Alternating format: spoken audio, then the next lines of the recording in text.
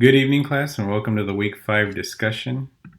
This week, we're going to be looking at some of the data types that Python has. Give an example of a couple of those, and also give an example of how they're using business applications. So, just a disclaimer: I never used Python before until this course.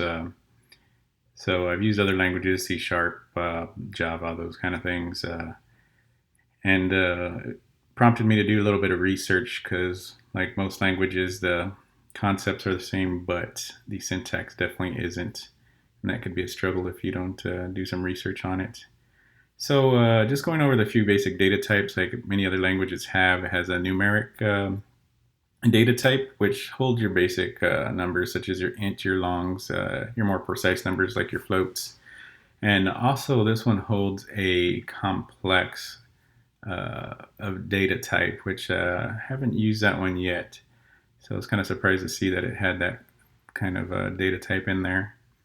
It has basically the same type of strings in the language itself. So normally, like in any other language, you declare that by putting quotation marks around there just to represent that it's a string value. So there's a lot of differences there, especially concerning arrays that I found just doing some research. I know in Java, when you're using arrays, you can have multiple data types in that array. So that was pretty interesting that you could do that within Python. I downloaded a little handheld IDE on my phone just to try it out, and I assigned a couple of different values to an array that I created. And just to see if I could print it out, I used the print option with using the index to print either the number that I declared in there or the string, which is pretty interesting.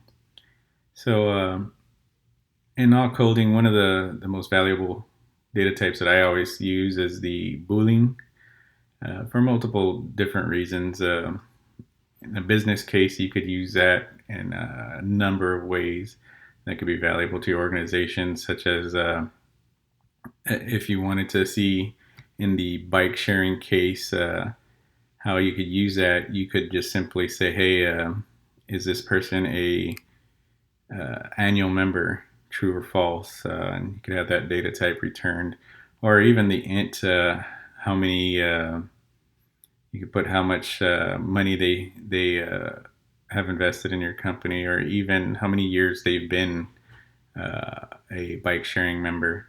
So it's hard to describe the how many ways you could use it because there's just limitless ways you could use the different types of data types in here.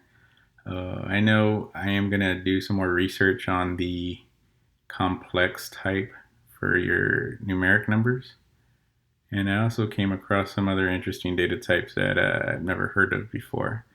So I guess when it gets down to it, there's a number of different ways you could use the data types, and the concepts are basically the same. I know just personally, one thing I found out when doing one of the coding assignments, if the if statements and like if else's are kind of declared a little differently or used differently, and just syntax things like that. So all in all, first attempt at Python with data types is not too difficult as long as you learn the syntax. I want to thank everybody in advance for viewing my video, and if you have any questions, please post them in the comment section. I'll get to them. Thank you. Have a good night.